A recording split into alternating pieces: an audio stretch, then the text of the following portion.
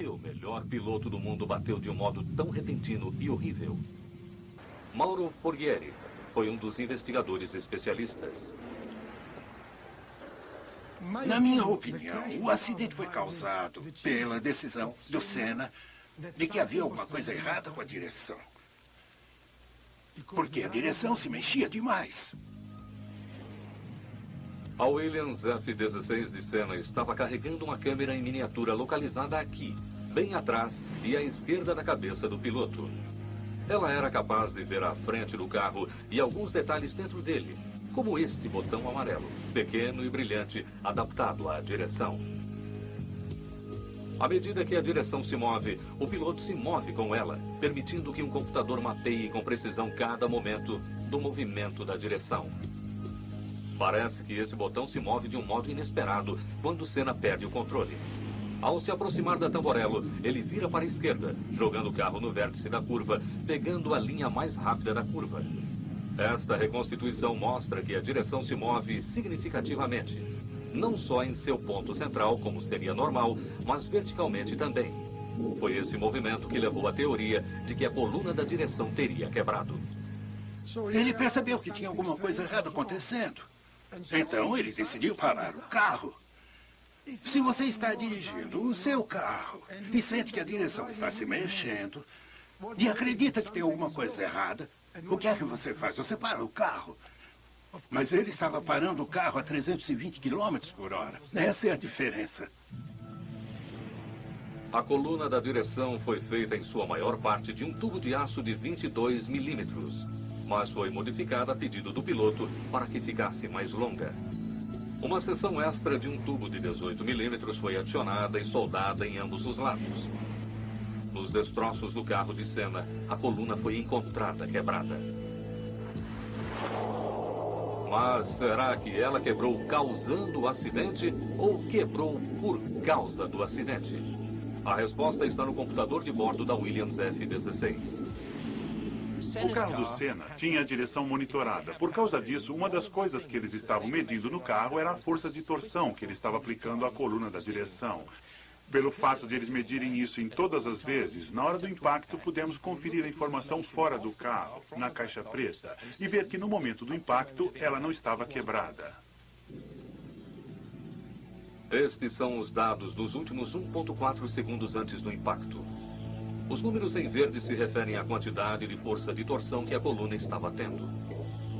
Se a coluna estivesse quebrada, seria impossível aplicar uma força de torção nela.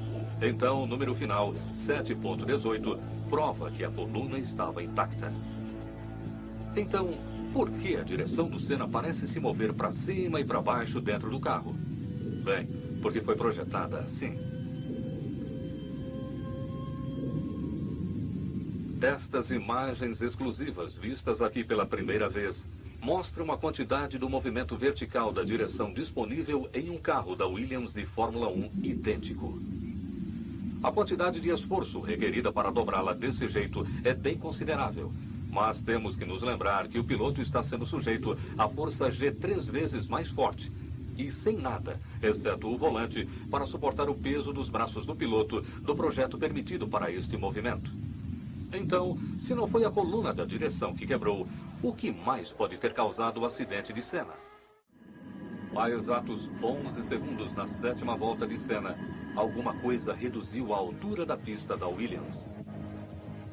Espectadores viram pela TV uma explosão de fagulhas, indicando que, sem dúvida, o carro estava tocando o chão no meio de uma das curvas mais rápidas do mundo da Fórmula 1. Mas o que fez o carro de Senna sair do chão naquele dia em 1994? No caso do acidente do Senna, houve um incidente ruim no começo. Então, decidiu-se que a corrida começaria atrás do carro de segurança. O carro de segurança é um carro que vai a uma velocidade razoável, porém menor que a de qualquer um de corrida. A corrida em Imola foi a segunda vez em que um carro de segurança foi usado em uma pista seca na Fórmula 1. E ele destruiu os carros, se arrastando atrás deles.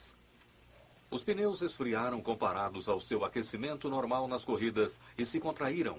E foi isso que causou uma queda tão crítica na altura da pista. Ele normalmente apenas estaria patinando, só tocando o solo naqueles lugares mais levantados. É claro que com a pressão dos pneus para baixo, talvez de 25%, o movimento dos pneus era de mais ou menos 4 ou 5 milímetros. E quando o calço, que é metálico, atingia o solo, em vez de ter uma grande aderência, que a borracha dos pneus nas corridas tem, quando são apontados na direção correta pelo motorista, foi como se fosse um esqui. Portanto, o problema não foi só a grande quantidade de força para baixo removida do carro, prejudicando a corrente de ar por baixo dele, mas também o fato de o carro ter ficado parado nesse segundo somente com os calços de metal embaixo dele. O carro de repente ficou incapaz de gerar a aderência necessária para fazer a curva. A 11,2 segundos, a parte de trás do carro saiu. Com reações rápidas, Ayrton Senna girou o carro 1/10 de segundo mais tarde. A frente do carro travou e virou o carro para a direita.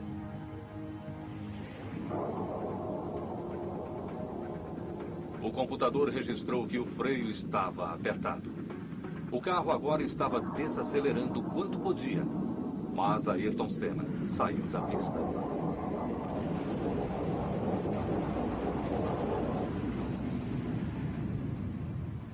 No final, a parte realmente trágica sobre o acidente de Ayrton Senna, que se não fosse por um detalhe, ele teria conseguido pular do carro, voltar para o carro reserva e recomeçar. Esse detalhe foi que quando seu carro bateu no muro, a roda da frente ficou presa entre o muro e o chassi, enquanto a suspensão quebrava e o carro ia raspando contra o muro.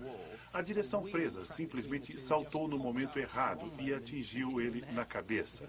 Se não fosse por isso, não teria se ferido. Senna morreu 4 horas depois de chegar ao hospital. Em seu retorno ao Brasil, deram-lhe um enterro de acordo com sua posição de herói nacional. Os fãs se amontoaram para prestar sua homenagem e seu país declarou 3 dias de luto oficial. As lições aprendidas desse acidente mudaram para sempre este esporte e, sem dúvida, salvou muitas vidas desde então. Essa é talvez a herança que nos coube de um grande homem.